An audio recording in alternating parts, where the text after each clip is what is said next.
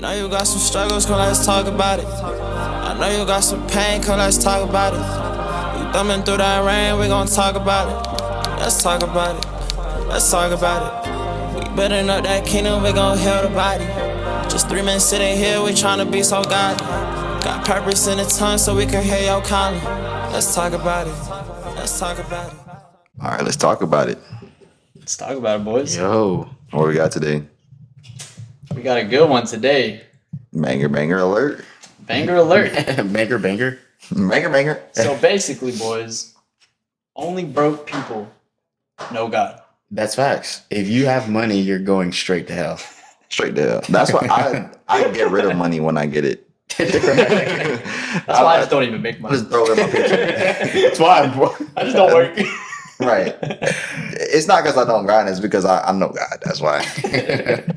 No, but yeah, this topic is about wealth. Okay.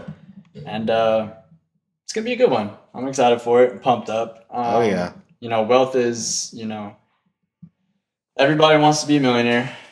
Amen. And we're here to talk about, is that wrong? Is it wrong to have wealth, to build wealth, for God to give you wealth? What does it look like? What is wealth, right? We're just going to deep dive into the topic of wealth as a disciple of Jesus Christ. You're going to make me go return my lottery ticket. I'm sorry, Pastor. Let me put this in a tithe plate. Actually, no, I don't want 44 million. I'm okay. I don't want 44 million. No, I don't want this. And rips the lottery Rips the ticket. check. No, I don't want it. I want to know winning God. numbers, throws it in the trash.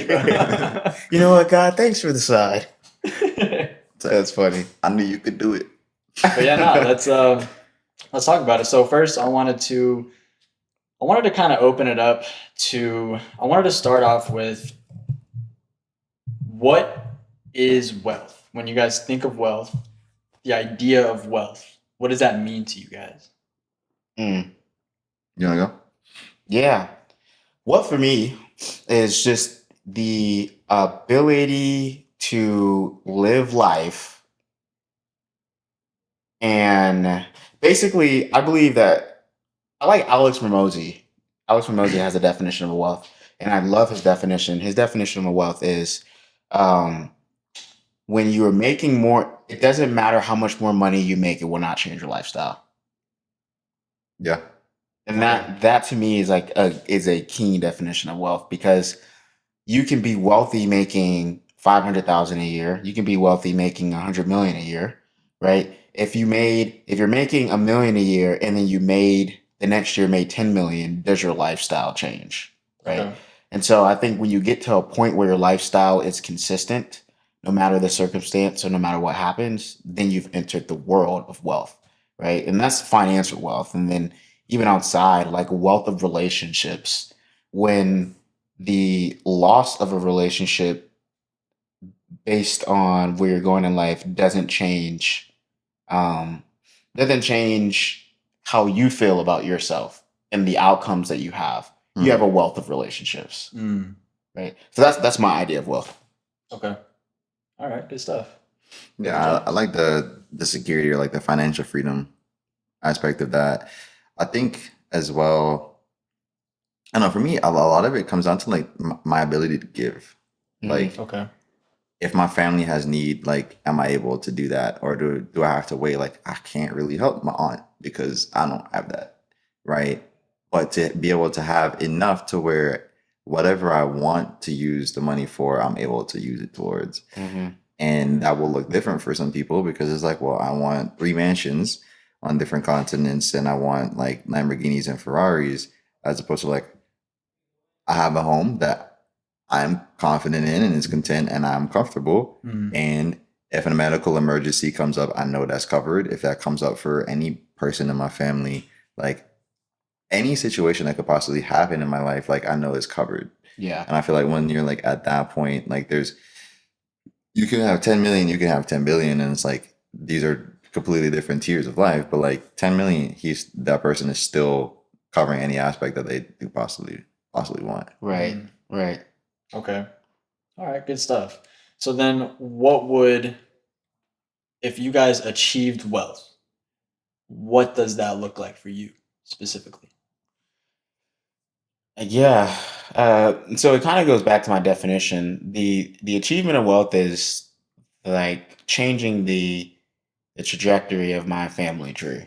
So it's not just when I'm paid. It's not that. I think the wealth aspect is when I pass on, it's going to be difficult for my family not to be wealthy Mm. and to not have, right?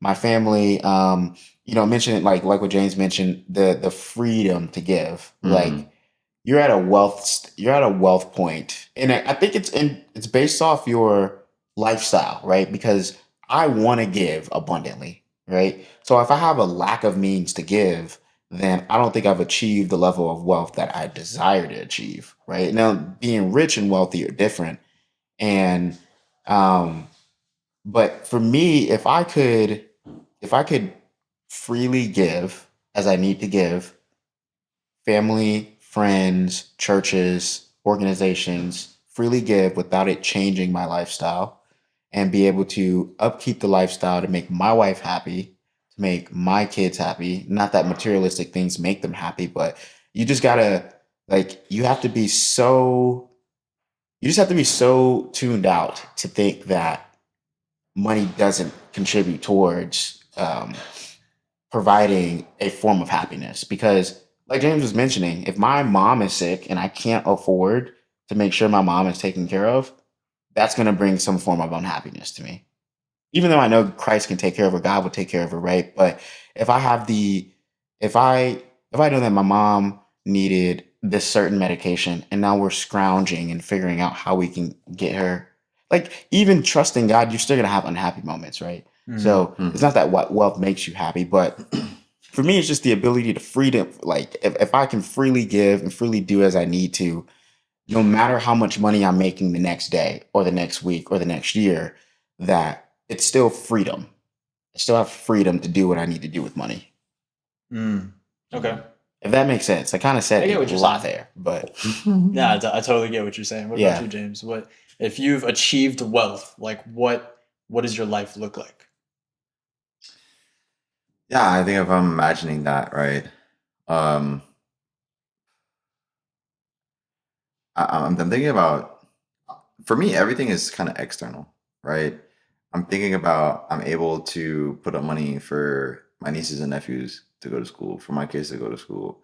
Um, I mean, between the age gap and like me and my siblings, like they're significantly older than me, so like their children are not that much like younger than me, right? Mhm. Like how much can you like give towards an 8-year-old when you're like 15, you know? right. So, but like now, like if I had wealth right now today, it's like, okay, like I haven't really been there, like been present. Family dynamics are messy, so on and so forth, right? Like we have like they live with their moms and like mm, they're in different states and like the relationships there are like strained. Like you have to go through the parent that they live with to be able to get access, right? And it's like, okay, but I'm thinking about one in particular, like I mean several. Some of them I'm able to see them more, but for the ones like I'm not able to see, it's like, okay, like I would definitely want to put towards like being able for them to be able to go to school, right? For like the needs of my like family to be able to be taken care of, and then for the experiences for my parents. Like Mhm. I want to take my mom and like show my mom the world, right? My dad wants to like go back to like where he grew up. Like literally today, he's showing me videos on YouTube of like, here's where this is, like here's where that is. It's like a guy um who's riding a bus in England, and he's just like in the front row on the double decker bus, and he's like recording everything, and he's like, "Yeah, I figure I'll show you this now because like it's not looking like I'll ever make it back there, or really that you'll bring me there Mhm. between the remainder of like the time that I have left, Yeah. right?" I'm like, that's tough. Like, I want to be able to be like, all right, no, show me all that now, like in person. Why you still have like the strength and the wherewithal to do that. So like, when I think about wealth, I'm like, if I had the money to like do this thing, and it's like, there's never a moment where I'm thinking like, like that's a thing that like has a sentimental value, or like any like necessity or value to me, where I'm thinking like, if only I had the money for that. Mm. You know, Yeah. I was like, I don't need a Bugatti. I don't need, 3 Would you mansions. get one though? Would I ever get one? Yeah. Nah, it's not on my list to get. Word. Okay, keep going. Yeah, there's a car that I would get that's maybe a little more expensive than that, but More expensive than a Bugatti? mm, What is that? it's a 1956 Mercedes 300 SL Goldwing. Those are like probably running like 2 to 3 mil. Because it's classic. And there's like only so many made in the world, and like they're Oh, okay. right. I was gonna say it's probably like 4 of them. If that. Yeah, there was a story of like quick side note. It was like in a shed somewhere, like let's say Cuba. Like the dude found just the body to it, and the body sold for like near 2 mil. Woo! Had to Is like it- Nothing build it? inside. just the body. You had to No place engine, replace. nothing. Yeah, you had to get tire. You had to get like engine, everything. put Oh in my together, gosh. 'cause the body was like near 2 mil. Dang. Jeez. Yeah, because of like rarity, right? So, Mm. yeah, if I had it, yeah, I would get that because it's like cool, like you can afford it. But what's really important to me though is like these instances where it's like I want to go back and like visit this place one day. Like I want to go there and like show you these things, like these experiences with family, right? And it's Mhm. like making their world wider, making their world bigger, right? Yeah. So these things where they actually would be edifying and enriching to these lives, able to put towards that, right? For like my family to be like, like I want to, like I've never been to Disney World, I've never been to Universal, I've never been on no trip, and it's like we live in like a nice neighborhood, nice house, right? But it's like, what do you call that? Like house rich, cash poor, Mm. where it's like we're able to afford our means. When it's like anything outside of like the necessities that we have, there are times where it's like, And you guys have like nice necessities. yeah, But I see but- what you're saying, but outside of that is what you're saying. right. But there's also times where it's like we didn't really have money towards like food like Mhm. that, Yeah. right? So it's like, oh, we got to keep the house, but it's like, all right, brother, like getting groceries on food stamps, Mm. right? So it's like where the money is going towards. It's like at the time, and it's like, oh, don't live outside your means. Then, well, it's like at the time that was well within the means, right? For like the trajectory, like the place when the things were bought, but life happens, right? Mhm. It's like work can be political, and it's like now you're bouncing between jobs. Markets can be like these like tech bubbles happen, right? You're looking from like 2000s up. Like I think we moved in like 2003 Mm. is when we bought the house. We bought it in 2003. So there's like a lot of fluctuation between then and then during that period. So especially like being in and out of jobs and things happening, like things happen. Right. But to be able to have like the necessities covered and like anything like on top of that within reason, being able to attain. Yeah, that's so real, bro. That's real. Like, because our family a lot of the times growing up, and I think this pushes why I'm so focused on the wealth, because there were times where my dad worked very, very hard, and like he did everything he could to provide, and he would provide very, very well, and then he would have something like a back surgery, right? Because my dad had a really bad back. And then when that happened, you go from making this substantial amount of money to living on Social Security, right? And the whole lifestyle changes, right? So like that's where my strength or not my strength, the idea of the desire for wealth is like, what if something happens to me, right? Does my lifestyle change? Mm. Like I remember getting all things shut off. Basically, it was like, what are we gonna eat for dinner? Like I remember my mom standing and she would go to food banks, bro. She would go to food banks and we would get. I remember a good friend of mine, bro. We laugh about this to this day. He just loved to be at our house, right? Because he's my brother's best friend. My brother's best friend, right? And Okay. he's like an older brother to me too. But he would come to our house, bro. We had no food in the fridge whatsoever. Bro would make a mayonnaise and parsley sandwich, bro.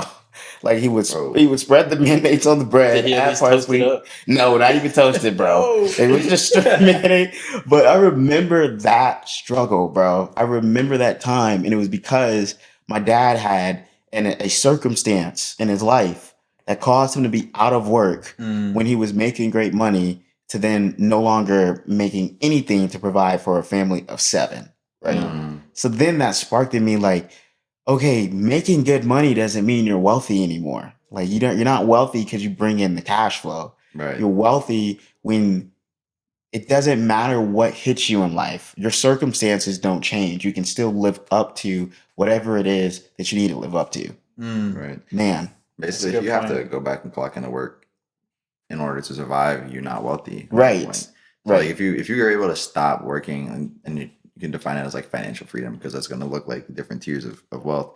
But it's like if something happens to you, you're not able to work for a month, 2 months, 3 months, and like your family's whole world is going to fall apart. You have no wealth. It doesn't matter if like you have $1 million lifestyle. Mhm. If you drop and go into a coma and then like you come out of that 6 months later and your family's now on the streets, like you did not have any wealth at that time. It doesn't matter if you like had all the nice cars and like you're taking trips on private jets or whatever, but you don't have like anything, like your numbers aren't, your math's not mathing there Mhm. because you didn't have your wealth accrued.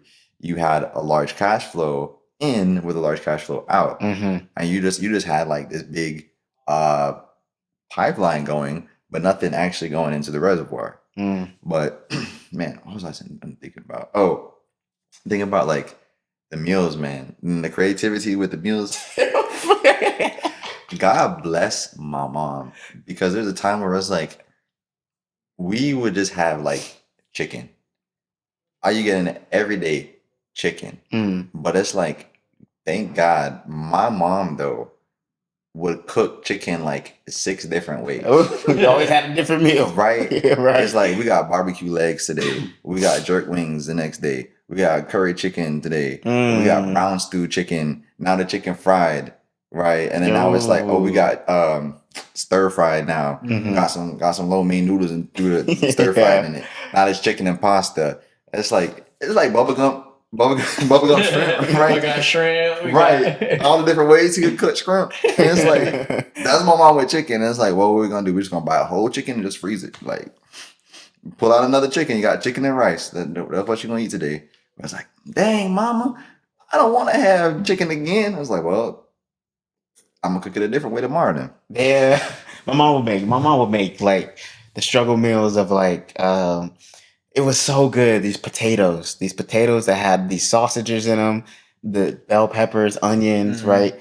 And it was so good, bro. And I'm like, it was filling, it was delicious, and I knew that's all we had to eat. Red beans, or not even red beans, it was black beans and rice, bro. But my mom would make it like taste really, really good, and like it's such a gift that my mom was being a mother, right? Mhm. She was finding a way to make sure that her kids were happy in those moments, even though I was a very ungrateful kid because I Mhm. had it all and then lost it all. So because I had it all, I was very ungrateful for what I did. But as an adult, I just saw the way my mom would mix stuff together, like ramen noodles, bro. Mhm. Like, oh my gosh, dude. You're She still doing the same. and still got the pack of ramen right there, bro. Heating it right on the stove, bro. She used to make it like this creamy taste, just really, really good. Making eggs, like no food in the fridge, but when we did eat, it was filling. It was Mhm. filling. It was like God provided in that way. Mhm. He really did. So Amen. You guys both said something that I wanted to touch on. Like, if you were wealthy today, what would your life look like? And you guys both talked about what you would do to be generous to other people, right? And I personally don't think that everybody can handle being wealthy. No. man, boy, are we about to talk about that? We gotta talk about it. Bro. I man. don't think that everybody is responsible enough to handle the immense responsibility of being wealthy, because it's honestly it gives you a lot of blessing and freedom in a lot of ways, but it gives you a lot of entanglement and burdens in a lot of ways, and you have to be a extremely self-disciplined, surrendered disciple of Jesus, Mm-hmm. to not love money more than God, to understand that the money is not yours in the first place, never was and never will be. It's entirely God's money, and what he wants to do with it may not be what you want to do with it. Yeah. But are you okay with whatever he says goes, even if it's in that situation where Jesus told the young rich ruler, sell everything and then come follow me? He didn't want to do it. And so I think you guys showed your hearts then of, you know, the biggest intention behind you guys wanting to have wealth is to be able to use it to serve other people. Mm-hmm. And I think if you're not even starting from that point, then you're immediately going down the wrong path if you're trying to build wealth. But it sounded like you had something you wanted to say. So I wanted to share what you that's so powerful what you spoke on too, is this like the heart behind where your wealth comes from.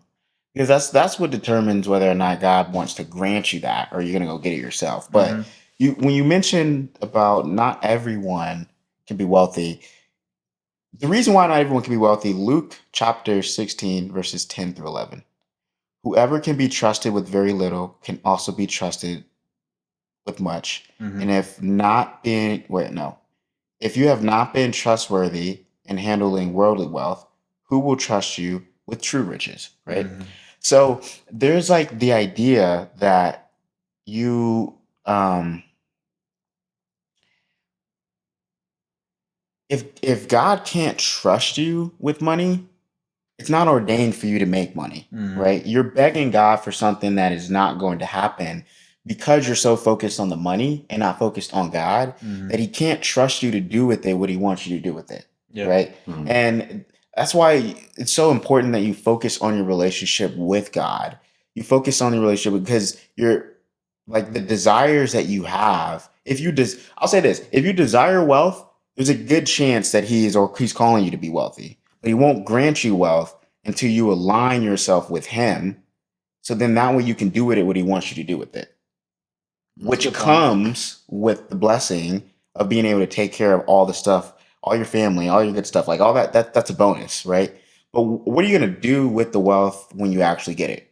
Who are you going to bless with it? How are you going to bless people? And are you going to use it God's way? Yeah. And so a lot of people will not do that, which is why God can't bless them with so much. They can only bless them with what he will bless them with, because what he gives you is what he currently gives you. Exactly, what you'll responsibly handle now. So yeah, it brought me to that when you had mentioned that point, like not everyone's meant to be wealthy. I don't think everyone can wholeheartedly be wealthy. I think everyone has the ability to, but I don't think it's ordained for everyone to be wealthy by God, as in the route God is taking you down is wealth. Yeah, that's a good point. Like the Bible does say you can't serve two masters. So it's like, okay, let's bring it back to when you guys said your lifestyle is being able to, if something happened to me tomorrow, is my lifestyle going to change? And I think that's a good question. And I think a better question to add on top of that is, if you did lose everything and your lifestyle did change, would you still be content? Right? Like, where were you putting all of your hope? Where were you putting, like, were you saying, oh, I can take care of my family, I can do this, I can do all these things, I can provide, right? I can take my uncle on a trip, I can do XYZ, I can pay for this. Or, and then the next day something happens to you and you're like, oh, I can't do this anymore. Are you still going to be content and trust entirely on the fact that it was never you that was providing for them, and it still is not you providing for them in any way, shape, or form, other than what God has ordained you to work on to be able to provide in the means that he wanted you to provide, right? But it's God providing for them. And if everything is taken away from you, right, are you going to be content and just trust entirely on God to resolve whatever is in his will to resolve? That's real. Yeah. I was just talking to my dad earlier today, and as I said, he was like reminiscing and about like where he grew up in London, and he was talking about this German guy like gave him some advice. He was like working at this mechanic shop. They did what Mercedes and Italian cars, and the German guy like across the Meuse, he did Jaguars only. Nice. And he said one day he said, I'm gonna give you a piece of advice. And my dad was like, all right, here's this old white dude gonna give me advice about like how the world works, but like we have completely different. A German guy was giving him advice? Yeah, I was giving him advice, right? And this is in the 60s. Okay. Okay. Like late 60s, right? Yeah. So Context is key. He's a little apprehensive on receiving that advice, it's like, I would assume. It's like, but we live in two different worlds. Like, how are you gonna tell me how the world works? Like, your world ticks on a different clock than mine. But he said, actually, the advice was good, and he's like, I've told you this all the time. I'm like, yeah, okay, here we go again. But he said,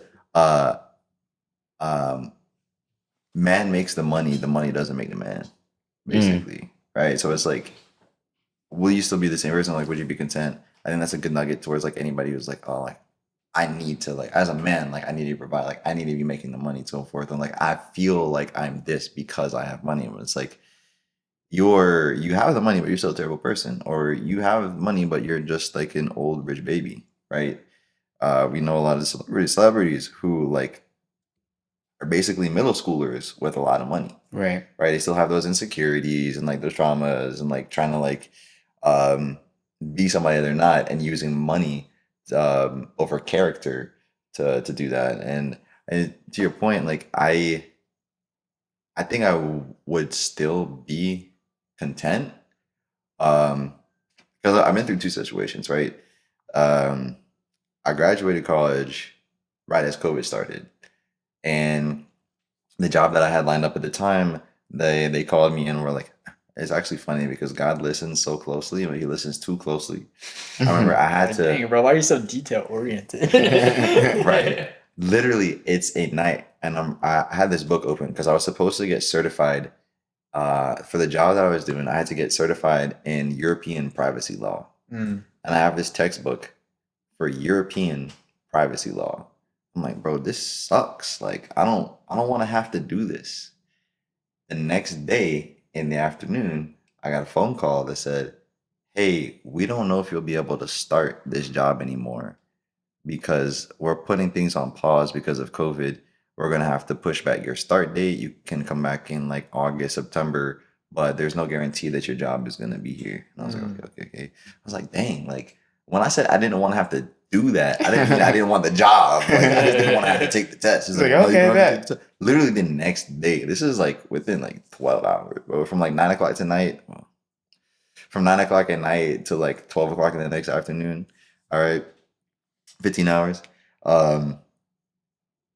But at that time, people were like, man, that sucks. Like, you had this job now you're in this insecure time, and like there's a pandemic, and it's like, don't know if you're gonna get a job again.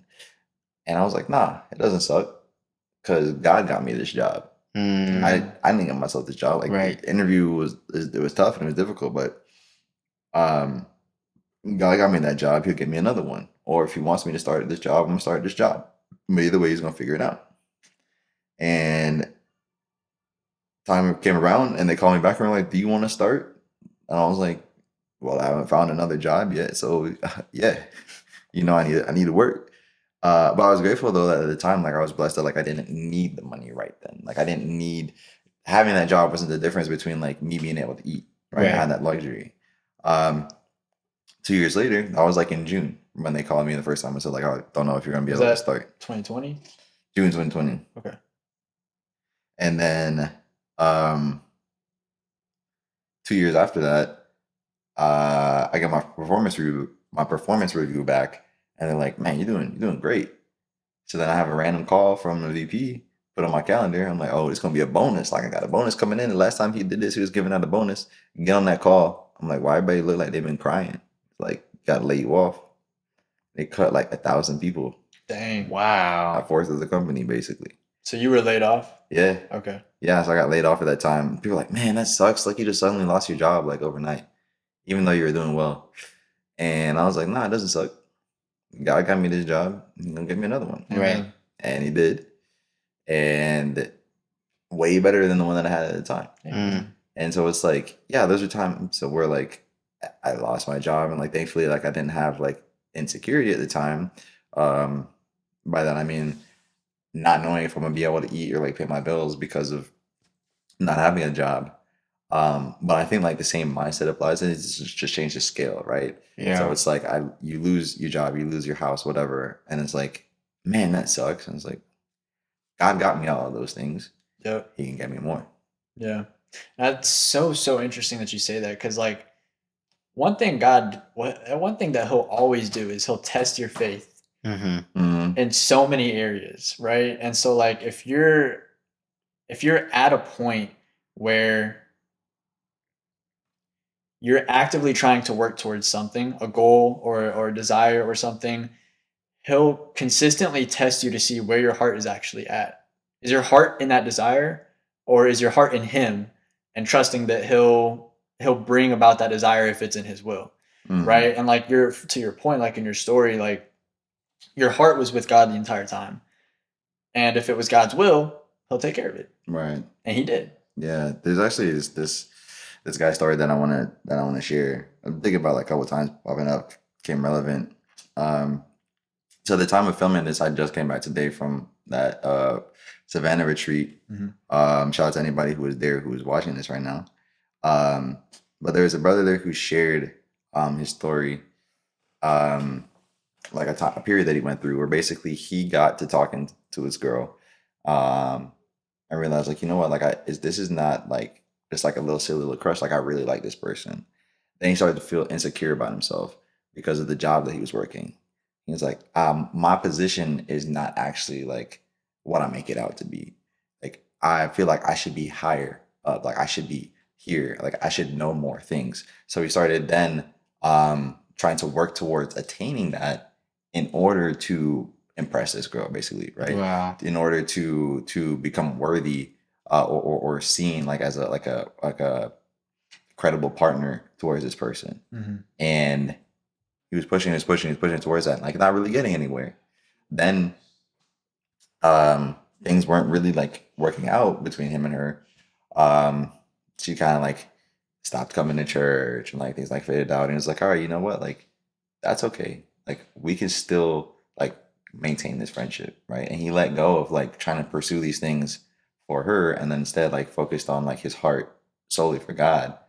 And then once he let go of like trying to attain these things to impress this girl and was like, you know what, I was doing these things for the wrong reason.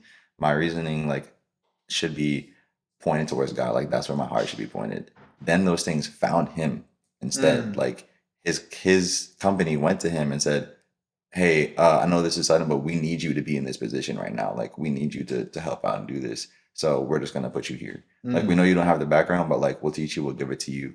We're gonna make you in this position. Wow. And like that's what he was pushing towards, of being like a lead in that position, right? Yeah. And so as soon as he surrendered the wrong desire, then like that's so God good. sent the thing that he wanted. It's like that's Wow. how it's like that's how it works, and it's almost like a subconscious thing. It's because he wasn't like, okay, I'm going to surrender this for this to come. He was just surrendering in general, and all that he was seeking came to him. Right. It's like God literally is just waiting for the surrendering aspect of life Right. to then give you all that you actually want. But he just doesn't want you to care about that. He wants you to care about him, Yeah. Right. and then he gives it to you. Right. And it's a hard concept to understand because it seems like It's hard that's to how it accept. works. It's hard to accept. Yeah. Yeah. It's like that's how it works. Mhm. It's like as long as you are fully focused on that being the outcome, then you're probably not going to get it. When you focus on him and don't care about the outcome, then he just gives it all to you. Yeah. It's like it's crazy. It's crazy. Yeah. I mean, I feel like probably one of the best examples, King David did literally every single thing that he did for God. Probably was one of the most wealthiest people. And what did he do with that wealth? He used it to build God's temple, right? He used it to build up God's kingdom. He used it for things that God wanted him to use it for. And he was content with whatever situation he was in. And so I think it all goes back to the heart.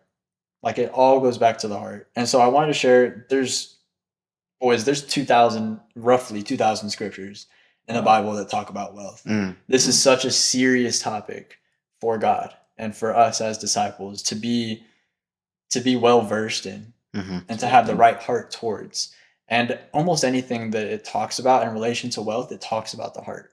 So I wanted to share just, I'll start with one and then we can kind of talk about it. One of the most common ones, Luke 12:33-34. Sell your possessions and give to the needy. Provide yourselves with money bags that do not grow old, with a treasure in the heavens that does not fail, where no thief approaches and no moth destroys. For where your treasure is, there will your heart be also. Where are you actually putting your treasure? Right? Like if you have worldly wealth, you have this monetary wealth, you have the means, you have these things, right? Are you considering that your treasure? Or are you considering your relationship with God your real treasure? Right? Because where you're considering your treasure, there your heart will be also. And so like Jesus in this is telling us, he's like, it's about where your heart is. If I tell you, if I give you $1 million tomorrow that hit your bank account, but then I go and tell you, give all of that to charity the next day, you don't get to use any of that. Are you going to be okay with that? Are you going to do it? And are you going to be content about it? I got a lot, but Josh, you got something you want to say? Go ahead. All right, so this is like it's really like checkerboard for me. Like it's not just black and white. Like it's really checkerboard. So that $1 million hit my account, and you say you got to give it to charity. Like I have zero problem doing that. Okay.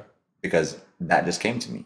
Like I did nothing for that to come. Right. I think about like Jonah, right, when he's just waiting for Nineveh to be destroyed, and it's like God sends the tree to grow to give him shade, and then the tree dies, and he's like, like complaining about that. And God's like, you did nothing for this to come to be. Why are you complaining towards it? Right. So in that scenario, it's like, like it is what it is. Especially when like I don't like have a need for it either. Right.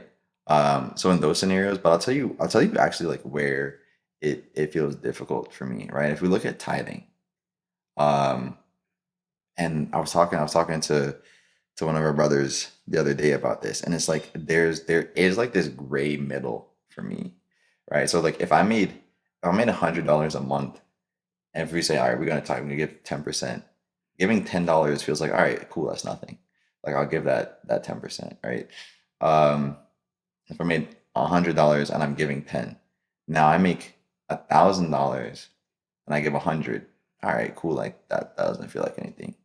When I make $10,000 and I should give $1,000, that feels like, wait, that's a lot of money, right? Like in that middle ground. But then I was like, you make $100,000 and you're giving 10,000. Now it's back to like, you know what? I still have 90,000 left. Like that's still a lot of money, you know? Or like if I had $1 million and I'm giving 10% of that. So it's like either I am making a little and I have no problem giving because what I'm giving is already a little anyways, or I'm making a lot and I have no problem giving because I still have a lot left over. Yeah. So it's like, I feel like I'm giving a lot and I don't have that much left over. And like, there's that middle ground that like feels off for me. Right. But when it's something that just comes in and goes, and like, well, I didn't really like do anything towards this. Right. Like it doesn't really matter. Let's say if it was like a long process and like I put so much time and effort into it, like we're talking like months, and it's like, you attained so much now, I'm like, give all of that away. But I like was also like working towards that for a purpose. Like I needed that to go toward, or I planned for that to go towards something, and it's like, well, I had my plan for this to go towards this, but you're telling me to go against my plan, what I had set in place and what I had already like predestined this to go, like pre-planned for this to go, and do it over here. Yeah. What's going to fulfill this then? Like that gap is going to feel weird to me. Yeah, and it kind of, see, that story relates me to Abraham, right? Because when it's the idea that when God promised Abraham the like generations of family through his son, and then God asked him to give his only son, right? So it's the idea of like, even in that scenario, if God asked you to give, you worked so hard for that million. you did everything. Like you worked so hard, and then he asked you to give it all away. It's because he probably plans to give you 3 or 4 after you give that one, right? It's the idea that he's not someone who is just trying to punish you to say, um, he's not trying to just punish you for things, right? Mhm. He has so much intention behind the stuff that he does that even in the tithe aspect of things, like the 10% is just the idea of acknowledge the fact that you wouldn't have had this if it wasn't for me anyways, Mhm. right? No matter what it is, no matter how much you're tithing, understand that if it's not for me, then you wouldn't have it. So if you're giving this amount here, know that I got you over here too, Yeah. right? Know that I'm going to take care of you. And it's just like when Abraham was about to sacrifice his son, the reason why he did it is because he knew God could either raise him for the dead, or he had a plan for like that basically he would still have this son. Abraham knew that because he was so trusting in God. And so I believe it's so important for your finances as well, that when you're giving, when you're giving to other people or you're building wealth and it does go from you, if God granted you it the first time, he's going to grant it to you even more again. Just like with Job, Job was already extremely wealthy, took away all of Job's stuff. Job went through a whole lot, like just one of the most painful experiences you could ever go through. And then he gave him tenfold that. Again, he was already extremely wealthy, right? Right. So if God takes from your wealth, it's because he's going to give it back to you in a way that is more enjoyable. What if And he it's doesn't though?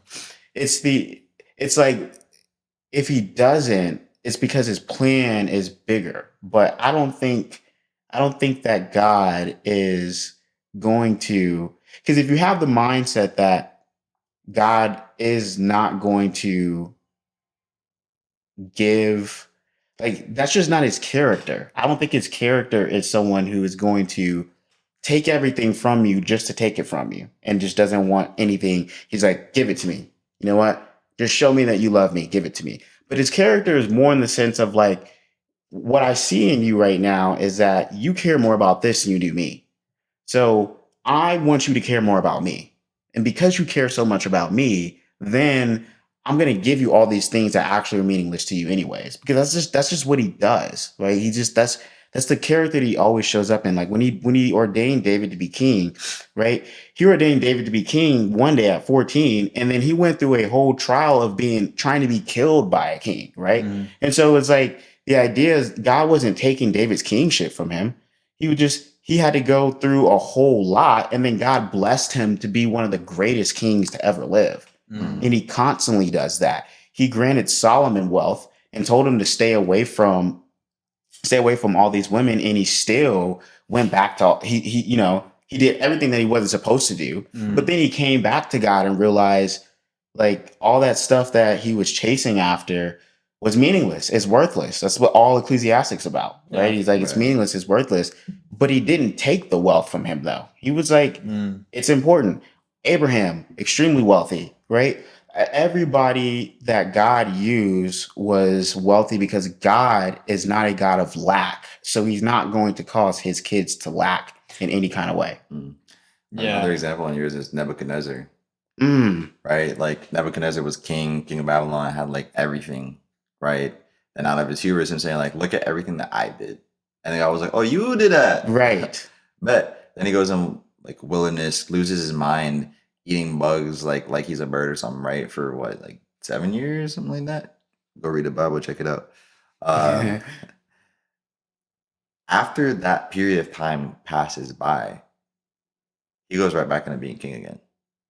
And it's like he had his entire kingdom taken away, and he's out in the wilderness, like has absolutely nothing, doesn't even have his right mind anymore. Mm.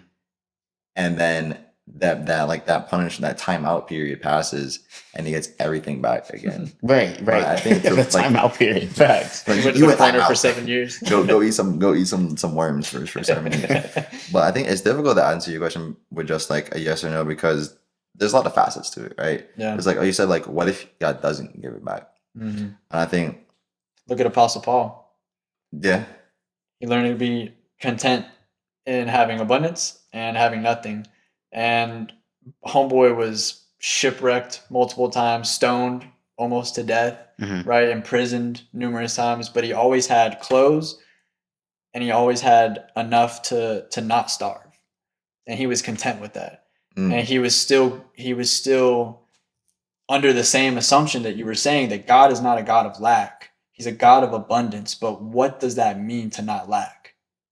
You know what I mean? Like, to not lack, does that mean, oh, I can't have like this, like I can't have this thing that I want, or I can't have like, you know, a nice house. Like, what if I have to live in like, you know, a tiny little ranch house with like roommates and stuff, and like that's just what I got to do. You know what I mean? Like, but I have food, I have clothes, I'm not naked, and I have somewhere to lay my head. So I would say like because what we talked about earlier, is everyone meant to be wealthy, right? It's like, what are you going to do with the wealth? What Paul's calling wealth wasn't a requirement for that, but he saved a wealth load of people, right? So the letters that he was sending out to the places that he was sending it, and the impact that he made, all he had to do was be a vessel of God, in the sense where he had the mental ability to be content, right? He didn't have the desire to go out there to be king. He didn't need that at all. He didn't even want to be in relationships. He said he wished all of us could be like him, right? So Paul's like, some people are in the Paul mindset, but you'll be in that Paul mindset if that's you, right? It's not, God's not going to put you there and then you hate being there, and you have to then just accept the fact that you're there. Paul was like, I wish you guys could see what I'm seeing right now, but you guys don't see what I'm seeing. So since you can't, then do things like this, because you can't do what I can do. Yeah, that's a good point. You know, and that's why I believe, in the same sense, it's the same with wealth. Like, if the extreme desire for wealth is there, it wasn't put there by you, it was put there by God, because of the plans that he can use you for with that wealth. But then if you start focusing on the aspect of the wealth, now he has to take you through the season of like, stop focusing on the wealth, because the wealth that I put, the idea of wealth that I put there was not by you, it was put there by me. So align with me, so then I can give it to you to use it for what I want you to use it for. Okay. You know, that's kind of my thought on that. Yeah. Yeah, you gotta be careful on that, because it's like, you said like, Very what well if- said, by the way. Thank you. Yeah. yeah, you talk about losing, right? And now you're talking about like the desire, like the extreme desire to like have wealth, right? These are concepts that we can put in our own mind as well. Like, we can have like, we feel that way because that's an idol for something else, right? Like, I'm seeking a fulfillment in something, and I'm using money for that place. Like, I have an extreme desire for closeness and affection, and I'm going to fulfill that through something else, right? So like, symptoms and causes. Like, my cause is like, this is what I'm missing, and I feel like this thing is going to give that to me. But like, it's not this thing that I want, it's this other thing that I'm lacking, right? But I was looking at like Romans 12:7, talking about like the gifts that you have. If your gift is to prophesy, then prophesy. If your gift is to teach, then to teach. If your gift is to lead, then lead. If your gift is to give, then give you gonna generously. give if you don't got none. Right. Not everybody has the gift of giving. Like, not everybody has to be able to give. But like, Such a good point. if you have that gift to give, if you have it, I can give because I got it, right? So if you got it to give, then give generously. If that's the gift that God laid upon you, then do that. But like you said, but like, God is not a God of lack. You just look at it, probably Matthew or Luke or something, right? Read your Bible, find it, where God is like, where Jesus is like look at the sparrows, right? Look at how like they have food. Look at how like look at the lilies. How not even Solomon in all his splendor was as beautifully adorned as them. Yeah. Like, look at nature and see like how well taken care of, and like how good like nature is. And so too, like, God will take care of you, right? If like the birds go out every day and they find food, and it's a bird, then you, who are God's child, will also go out and like find food. Like, God will continue to take care of you. And so like, your calling might not be to like have wealth and abundance and like having like tons of money, like to be able to give in certain amounts. But I just think about like the widow right? Who gave like the 2 coins that she had. Yeah. And Jesus says, like, out of everybody else, she gave more than anybody else because she gave all that she had, all that she had left at that point in time, right? And so it's like she didn't really have that gift of giving. Yeah, people who had the gift, like who had businesses and like establishments that they had the gift to give, but they didn't have the heart of the generosity, right? So she gave from the heart, but they were giving just out of like what they were willing to spare. But she gave like literally what she could, because she just wanted to give something. And I think like that's huge as well, like recognizing that like not everybody has that gift, but everybody like God promises to take care of you, right? You should the Lord is my shepherd, I lack nothing, or I want for nothing, right? So following the Lord, God takes care, or God takes care of you as a sheep. Like the shepherd makes sure that like the sheep is fed. The shepherd makes sure that like the sheep is safe and they're like sheltered and everything. So staying close to the shepherd, like all those needs that are met. Yeah. Yeah, that's so good. And when you were talking about it would be difficult for you if you put a lot of time, a lot of effort working on all of this stuff, made what you wanted to make and what you were trying to make, right? And then God said, hey, okay, give it all away. And you'd have a tough time with that. It brought me to the scripture that I thought of, that I read in Deuteronomy 8:12-17. Super long. I'm not going to read all of it, but basically it's saying like, when you have eaten and are full and have built good houses and live in them, and when your herds and flocks multiply, your silver and gold is multiplied, and all that you have is multiplied, then your heart be lifted up, and you forget the Lord your God, who brought you out of the land of Egypt. And then basically lists off everything that he did for him. And then it says, beware lest you say in your heart, my power and the might of my hand have gotten me this wealth. You shall remember the Lord your God, for it is he who gives you power to get wealth, that he may confirm his covenant that he swore to your fathers as it is this day. So not everyone has the gift of giving, but those who have the gift of giving, God gives you the power to get the wealth, right? Like you won't have the power to get the wealth if you don't have the ability to give it all away, right? And I just think about like, if I worked so hard and I built whatever you want to consider wealth, whatever's in my mind is wealth, right? And then God said, okay, I want you to sell all of that and I want you to go overseas and build a church from scratch and have nothing.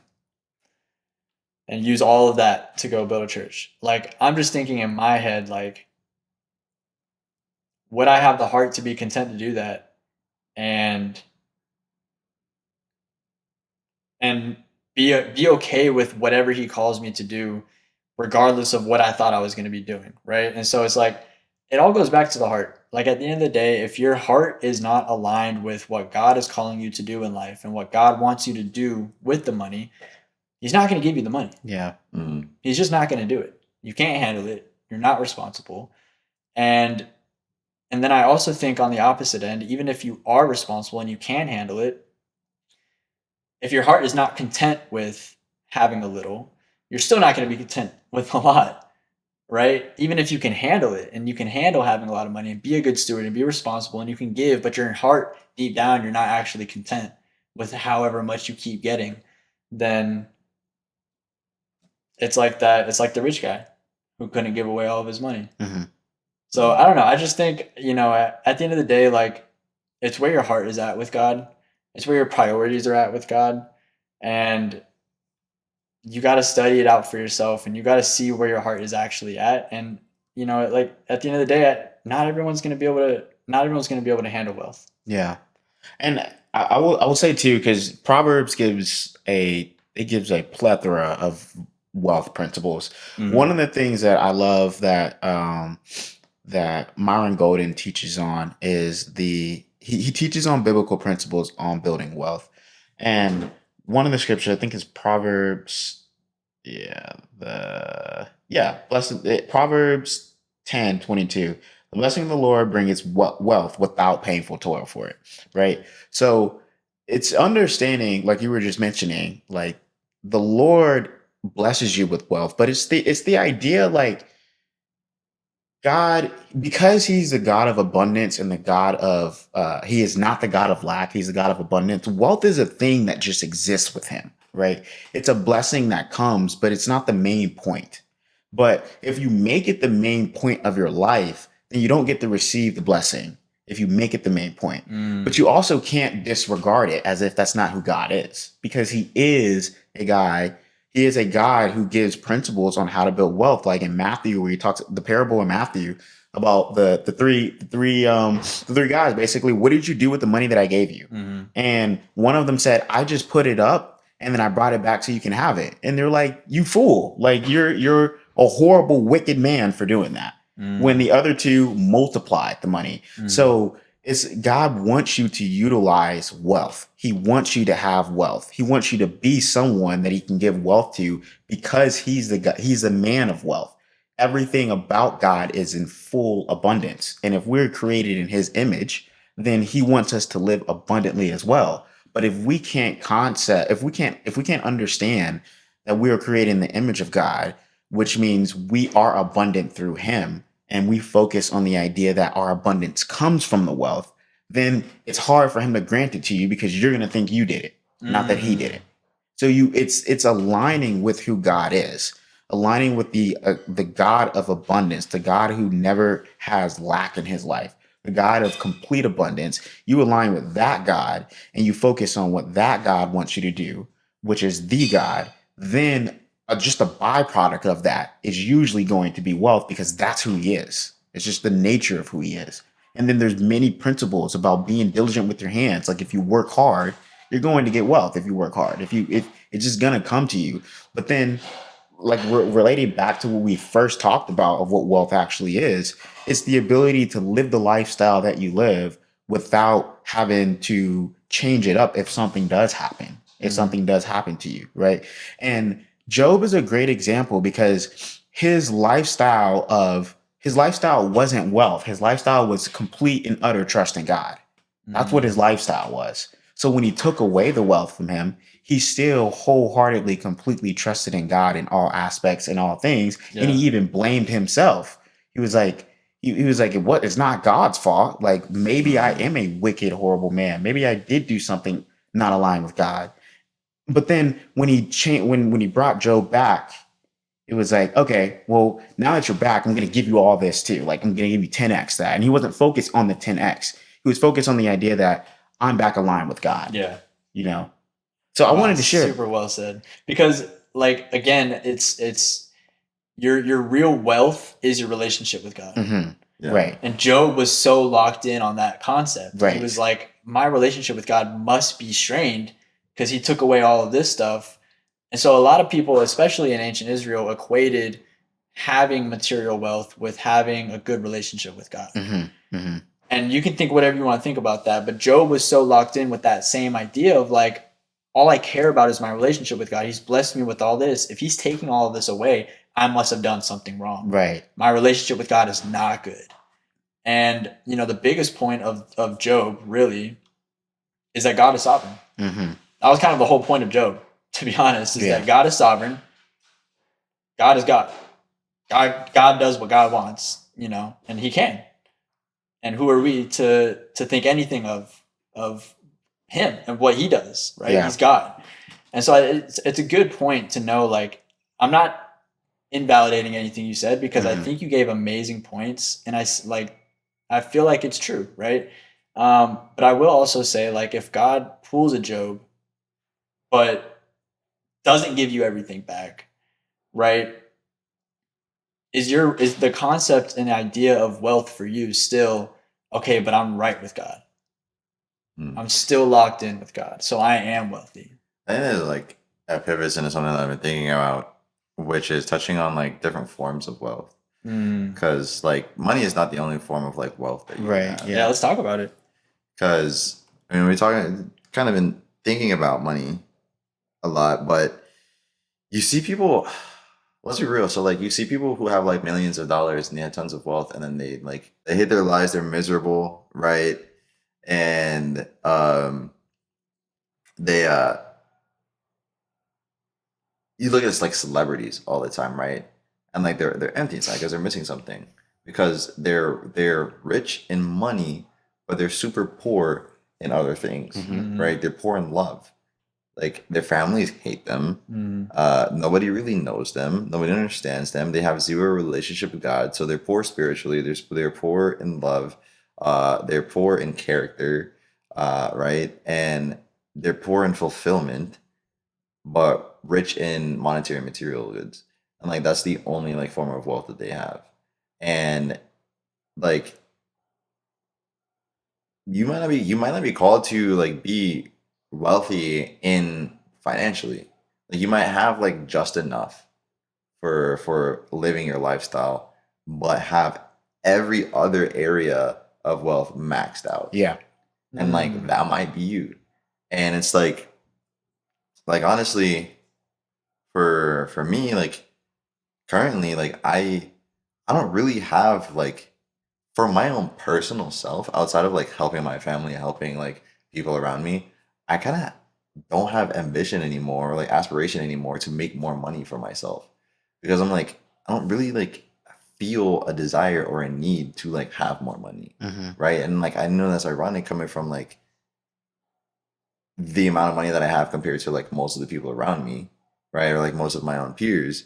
But it's like, do I feel like I like want or like have a need for anything more for myself, right? Or for like the lifestyle I want. And I think what happened was like I was poor in other areas of wealth for a lot of time, right? And then now after like being fairly wealthy in like love, in like relationships, in like character, right? Continuing to grow and like build in those areas, but like having other areas of wealth increased, it's like the net across all of them already feels high. So I don't feel like this need to like have more in one category when like all my other buckets are like also full, right? Because it's like, if I'm storing water, right, but I have like 5 buckets and I'm like storing water, and I was like, okay, like I feel like I got enough water to make it through this storm. But I got this one bucket and that's my money, and I'm gonna pour like everything I need this bucket to be this one 5 times big bucket. And I was like, you know what? I don't really feel like I need to put like more water in this bucket anymore. Like I like there was a time where I was like, man, like I have this aspiration, like I want. But at the time when I was younger and I was like growing up, I was missing all these other areas. And like now, like as I'm older, late 20s, I'm like, I don't know. I don't really have that. And I'm like, for myself personally, it's like there's no longer like a driving engine desire for me anymore. I'm like, if it happens, cool. But like I'm more so like, I don't know, where I'm pulling from fulfillment is like, am I actually doing anything? Like, am I bearing fruit? Has been like I talked about that in another episode, right? Like, do I have something to show where it's like, yo, you did good, you know? And I think like working towards this, working in other areas like serving, like giving, and like other things, kind of like leaving that legacy behind where like you're impacting people's lives.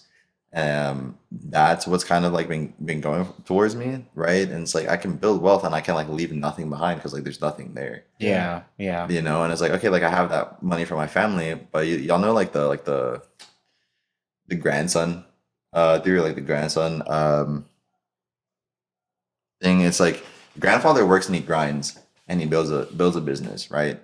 And the son comes along and he blows that business up and he expands it. And the son, right? Then the grandson comes along and never had to work. And when he takes over, he destroys it. So basically, like the grandfather works and grinds, and the father watches the grandfather like going through and like grinding every day, and like he's on the come up as well. Then the son takes over and he's like, all right, I saw my dad work hard at this. I'm gonna work hard at this as well. And then he kind of reaches a point where like things are pretty good. But then the son comes along and like maybe dad's not really there because he's like deep in the business and so forth. Or they just kind of had everything. Like father didn't really like have everything, but he watched his dad like give what he could. Mhm. Then the grandson has everything. Like he doesn't know strife. He doesn't know what it is to like work hard and to like have need. And then he just like squanders everything. So it's Mhm. like any business that like blows up by the time it reaches the grandson, a lot of the times it's gonna fail. Mm. And it's um like I am I leaving them behind? Like there's a chance. And yeah, you can like raise your kids and like that's why after we filmed one time, right? And I was like, no matter how much money I have, my kids are gonna be deprived. Right. Yeah, And you looked right. at me like, why? I was joking, but I'm like, I don't want like I want my children to know struggle. Yeah, Like I right. want my children to know strife. That doesn't matter if I'm the richest man in the world, like my children should know struggle. Why? Because that gives them character. Right, I right, said right. all the time, it builds character. Uh it also lets them empathize with other people, right? Like if you don't know what it's like to go hungry at some point in time, you're not gonna emphasize with people who that's their reality. Yeah. You know, it's like if you do not know what it means not to have, you're not going to relate to like most of the people in the world. Mhm. And it's Mhm. like I don't want that for my children, right? So like yeah, these are lessons that like I can instill in my children, but if I just left them money and I didn't leave them the character and like these lessons, then the money would have like zero value to them. It would actually be a liability to them because it's going to destroy them in the end. Yeah. So I need to be I need to make sure that my children, if I'm leaving money wealth behind for my children, I need to make sure that my children have character wealth Right, right. as well. So it's like, what is the actual legacy that I'm leaving behind, Right. and the impact on the people around me and the people that I'm coming across? And it's like I want to instill like love wealth and like add, if I can't give financial wealth to somebody, or like here man, like here's $1,000, but yo here man, like here's another, let's put points, like another 200 points into like your love bank account, Right. right? Maybe his heart was like 3 sizes too small and you grew 1 size from that encounter or from our relationship, right? So like growing somebody in their character, growing somebody in love, and all these other aspects of like that make a person's life rounded and like full. Yeah. Mhm. I want to Good bring point. up 2 points about what you said too. The number one is basically the purpose aspect, right? So when you are walking in alignment with your purpose, there's an abundance of wealth that comes with that. And we're not just talking about financial wealth, right? You're talking Right. about wealth in relationships, wealth and healing for people. There's a guy that I work with that trains me, right, in the gym. And he has an abundance of wealth in the aspect of empowering people. Mm. Because every time we're at the gym, there's like 2 or 3 people that come up to him, and it's people who are not of that caliber, right? When I say that, like their body, their physique is not there, you can tell there could be some insecurities about them, but he empowers them to be better just because he's creating that sense of connection, right? Mm. And I believe that he walks in his purpose with that because everybody feels empowered talking to him, Mm. which is an awesome thing. And when it comes to you walking in your purpose, right? When you're fully walking in your purpose, it requires a grind. Like it Yeah. requires a grind that most people aren't willing to put in. And so in Proverbs talks about how your grind is equivalent, not all the time, but a lot of your grind is equivalent to the results you'll get in life, right? Mm. So now where's the focus at? Because if you correlate the thought that you making money and being wealthy is you're focusing on the wrong thing, then you'll start to think that the fulfillment in your purpose, you're not doing the right thing, right? Because you're making money from it and you're making a good amount of money from it, right? Mm. But when you're walking in your purpose and you're helping many people, then by default, wealth usually comes with that. And it comes in a plethora of way. It comes in a way that it's not a way of like you had to finesse to get it. And you have to work, Mm. you have to cut corners to get it. God just grants it to you because you're doing things align with what God called you to do. But don't be scared of that. Like, don't be scared of the idea that you're making good money and God is blessing you with this. And now all of a sudden you may be someone who is against God, or you're a rich man going to hell because of the fact that you're making a lot of money. If you focus on the purpose aspect, if you keep aligned with the purpose, like let's talk about it, right? I'm not saying that we're doing this. We're not doing this for the money. We didn't have this talk to say, let's get rich by building a podcast, right? We want to help people. But then Right. if money starts coming here and we were in the mind frame of like, oh my gosh, well, because this is building wealth, maybe we should stop doing this. Now we're impacting other people now. I reposted this last thing I'm gonna share. I reposted something on my Instagram where a guy was like, he said, your procrastination, you don't understand how much your procrastination is damaging other people's life. And it was like, wow, right? It's like the idea that if we just put off the things that God's calling us to do that potentially could bring you wealth, you're not affecting you, you're affecting those that God is calling you to impact wholeheartedly. And some of those times, a lot of those times, the people that really, really are impacted are the ones that want to spend their money with you. Because they want to be like, I want this problem fixed for me. I want this problem solved for me now. You have an answer. How can I get you to help me with this ASAP? Oh my gosh, because of you, because of the thing that you're called to do and you walking in your purpose, I'm able to impact these people in my life. I'm able to change these things in my life, right? But it's all aligned with I'm just doing what God called me to do, right? And not running from the idea that the wealth side of things that comes with that is evil or bad. Yeah. Right. So what you just shared brought me to that statement there about the purpose aspect of focusing. Like the original statement that you made, it's all about your heart. Yeah. Where is your heart at? Wholeheartedly. And if your heart is at, I hate wealth and I'm scared of wealth and wealth is not a good thing, right? Then you could be running from your purpose. You could literally be sprinting away from your purpose if you think that wealth is inherently evil. But if you could focus on your purpose, then you'll love the outcome, whether it's wealth or not. Yeah. In terms of financially, yeah. Yeah. Yeah. I think like when we're bringing it to the heart, right? Like think about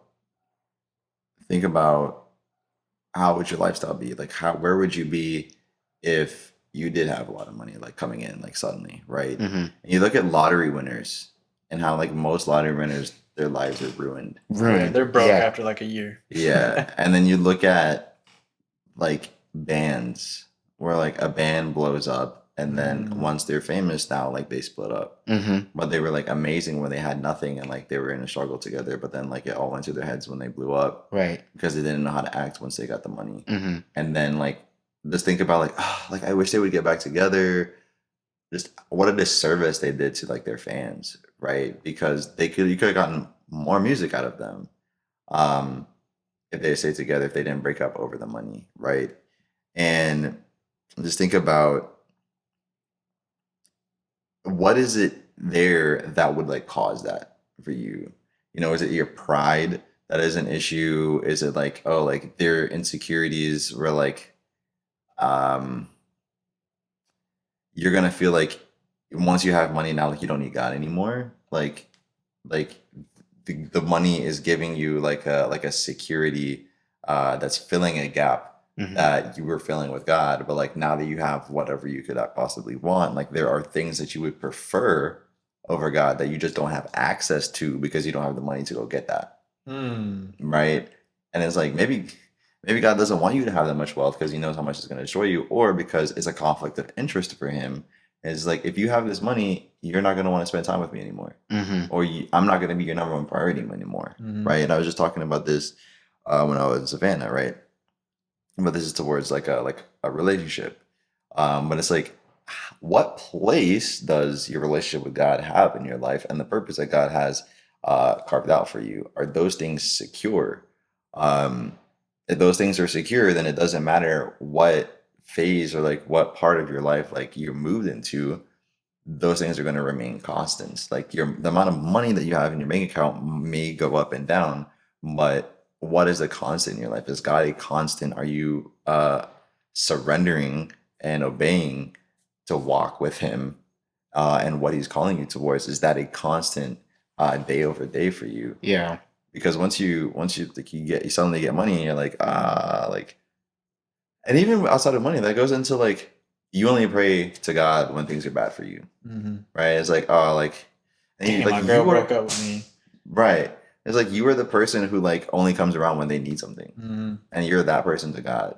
And then it's like, oh, like God, I got money now. Like I got, I'm surrounded by baddies. Like I'm on a boat. Like I'm out in Europe. I'm having so much fun. I'm doing the things that I want to do. But then you lose all of that, and it's like, like man, God, like my life is just so terrible right now. Or like you get really ill, and you're like, oh God, like really help me. And it's like you only come around when like things are bad. And then it's like, do you have the security so that you, when like you said, like, are you able to handle wealth? Well, are you able to handle good? Even period. Like, Yeah. are you able to handle like a good season where it's like you're not super wealthy, but like everything in your life is lining up and going well? Are you able to like in those moments you're like, man, thank you God, like you've been so good lately, like I really appreciate this? Or do you only remember his name when you need something, when like things are rough for you, but then when things are good you feel like you're the reason why things are going well, and you don't need anybody else? You guys are very, very. God bless you guys with a lot of wisdom. I Appreciate it. Thanks, bro. I really like the fact that it all goes back to like what you said: surrender, obedience, and the heart. Those three things. Like, are you consistently surrendered? Are you consistently obedient? And is your heart consistently seeking after God in every season, good and bad? And I think if you can't confidently say that you're striving for those things for the sake of your relationship with God, you probably can't handle wealth. Words. It's real. Just keeping it real. Maybe drop one thing like that. I guess it's like to the title to like actually pull together really well, right? Do only broke people know God? No, I don't. No, not. It's not that just a broke man It knows was a joke, God. guys. We were just cracking up about like what should we name the title, but it's not that only a poor man can know God, but it is easy for a rich man to forget. If you look at every time that like Israel in the Bible was doing well, and then they went to other gods, and then they go through problems, and then they turn to God again, and then everything is good, and then they forget about God to like the point where they completely forget that God existed. They forgot about like all the law of Moses and everything until like they found it in like a closet in the temple at some point. They're like, yo, Where was this in? what is this? Like, who is this Yahweh person that we're supposed to be following? Like, why have we not been following him for hundreds of years? Wow. And like we need to shape up. Like we had our own, like we're worshiping the gods of the people around us. We had our own God at the time. Like he must be pretty upset right now. Right? They forgot that he even existed for a time. And Where was that in? I think that's in Judges. Really? Yeah, it might be. Read your Bible, figure it out. I didn't read my Bible. because you get Deuteronomy where you're given the law, right? And like Leviticus and everything. And then like Numbers goes through like how things are arranged. Okay. And then Judges is like once they like start getting their own kings, and like the kings kind of start doing the wrong things. So I believe it's in the Judges period. Word. Yeah. I do not remember exactly where. But to that, right? It's a poor man, like when you're in that struggle, like it's easy for you to remember God. But like when you're rich and like everything is good for you, it's easy to forget in the positives, in the highs. Yeah. Yeah, that's such a good point. Like, are you gonna ride with God no matter what's going on? Right. Yeah, that's what it boils down Period. to. That's literally it. Like, are you in for the ride with God? Thick and thin, good, bad, Job situation, Solomon situation, like whatever God calls you to do in life, whatever he gives you, whatever gifts he gives you, are you going to use them to the fullest? You're going to use them to serve him? Are you going to use them to serve his people and to serve other people and to spread and advance the gospel? Right? And is that your main priority? And if that's not your main priority, like why would God give you a whole bunch of money? Right. You know what I mean? Right. Man, That's real. this is such a good topic. We could probably talk for hours and hours and hours about it. Forever, bro. Yeah, that was good. That was, yeah. I feel like y'all probably could talk about it for hours too. So if you have anything extra to add towards it, anything that convicted you or kind of jogged your mind, let us know in the comments. Talk about it. Talk about it. Hit us up on social media. Drop in the comments if you're watching on a platform where you're streaming this and you're able to comment. Otherwise, share, hashtag us, add us, whatever it may be. Interact.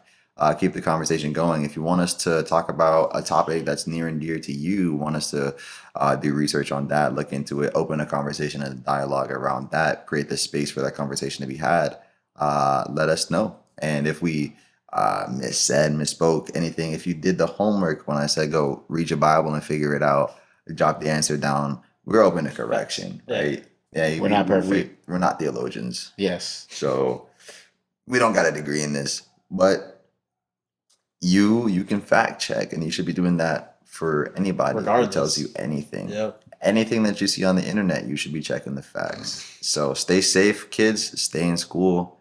Anything else, y'all? I'm Wisdom with Josh. I'm your co-host Logan. And your co-host James, and we'll see you in the next one. Peace. Peace. Now you got some struggles, come let's talk about it. I know you got some pain, come let's talk about it. You thumbing through that rain, we gon' talk about it. Let's talk about it. Let's talk about it. We building up that kingdom, we gon' heal the body. Just 3 men sitting here, we tryna be so godly. Got purpose in the tongue so we can hear your calling. Let's talk about it. Let's talk about it.